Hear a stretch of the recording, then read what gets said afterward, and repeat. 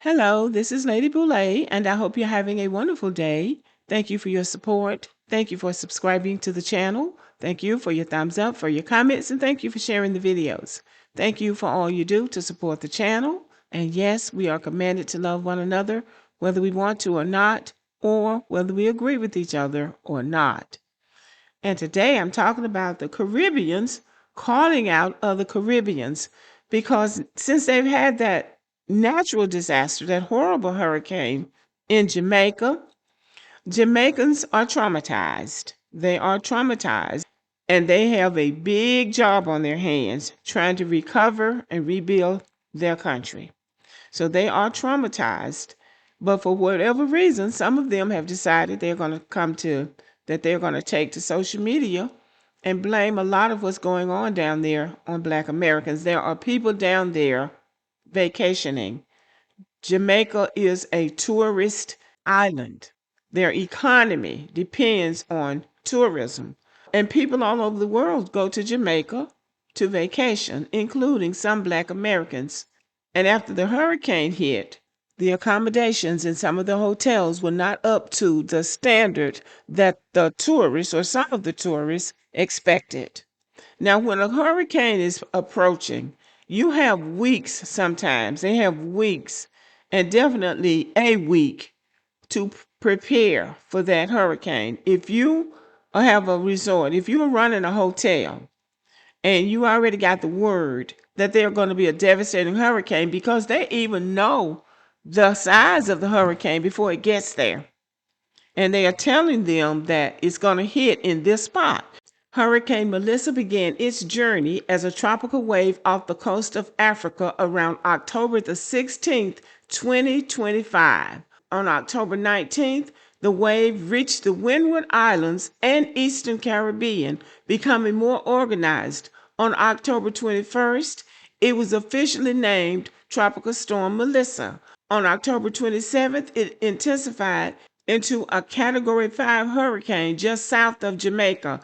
On October 28th, it made a catastrophic landfall in Jamaica with sustained winds of 185 miles per hour. And that's something. 185 miles per hour is some very, very strong winds. But they knew on October 16th, 12 days, a week and a half earlier, that storm was headed their way. Now, I don't know how long it takes them to get supplies for those hotels, but I would think that, with airplanes and things at their disposal, because they're certainly charging enough money down there, that they should have been able to fly in supplies. So at least they would have been able to accommodate their guests. Now, that's just what I think. See, it would be one thing if those things hit unexpectedly, like you wake up in the middle of the night and you're in the middle of a hurricane. That's one thing. But when you have been given 2 weeks advance that a hurricane is coming and it's going to be powerful, you need to prepare for that hurricane. Now, there was a Black American woman that said she was in Jamaica a few years ago, and they were given the warning that a hurricane was approaching, and the Jamaicans were just going on about their business. And she asked them, y'all don't get excited about the hurricane, you don't prepare for the hurricane. And she said, they told her, well, that's what y'all do in the States. In Jamaica, it's either raining or the sun is shining. So she said, in her opinion, they weren't taking it seriously. And I've seen that happen with tornadoes, because we normally have tornadoes, not hurricanes, when you live in the interior and not along the coastline of these southern states. And people drive through tornadoes and they'll stand back and watch the hard tornadoes. But sometimes a tornado will come through and they'll tell you this is not one to take lightly. And if they don't take it seriously, they're the ones who suffer the most behind it. So it is possible that people get so used to these natural disasters that they think that they can weather them through. But sometimes you can't. Now back to all of the smack talking coming out of Jamaica, because on my For You page on TikTok, a lot of Black Americans are responding to the things that they're saying. I'm still saying the best thing to do is leave that alone, because the Caribbeans themselves are speaking out about the Jamaicans, speaking out about Black Americans. There was a Haitian American who was speaking out about the Jamaicans, because the Jamaicans were saying something like all the Caribbean people are together. We are all together. Basically, they were all standing against the Black Americans. And the Haitian young woman said, not so fast, not so fast.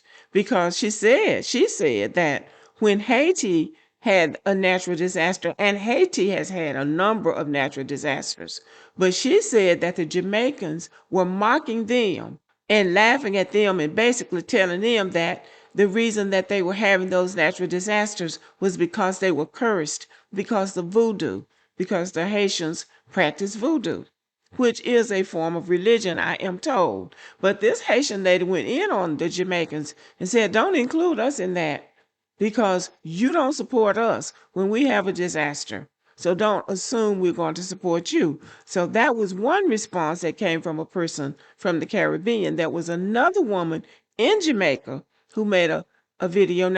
Well, anyway, I'm not playing videos until, at some later date. I put it that way.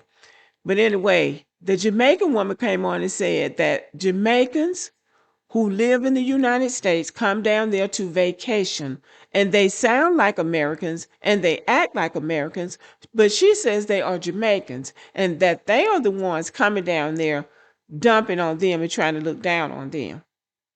Because I don't think it's not, it doesn't sound real for Black Americans to be going down there clowning and carrying on. Because first of all, when Black Americans go somewhere like that, I think, and this is what I think, because this is what I do, I think they're looking for a good experience. I don't think they're going down there looking for a problem.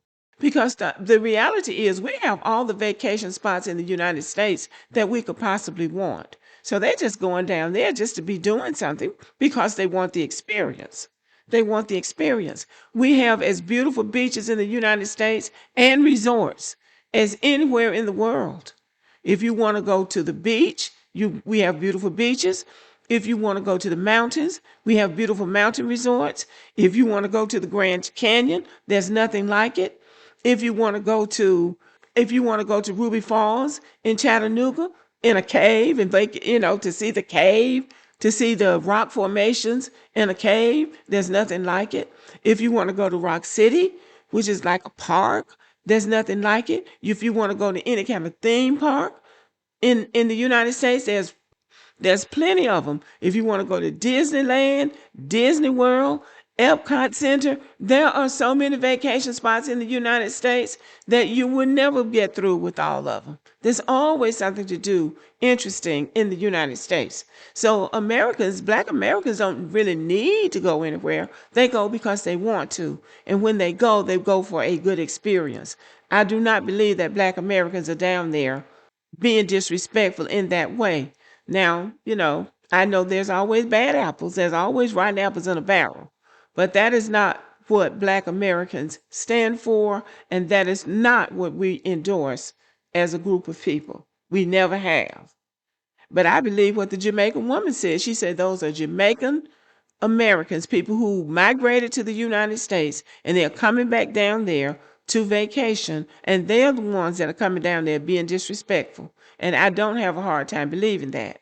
So anyway, I think it's good that the people from the Caribbean are speaking out, because I have been told that the Jamaicans think they are the king of the Caribbean. So anyway, I think we should take all of that into consideration. Don't lash out, because they are lashing out at Black Americans because that's what they want to do. But who they're really lashing out is their own people, because according to them, they are the ones going down there being disrespectful to their own people. And I believe it. And I'm not trying to say that no Black American has done anything out of order, but I'm saying that's not the way we normally do things, and it's certainly not what our culture supports. Okay, y'all, thank you for listening. Let me know what you think about the video, and have a good evening.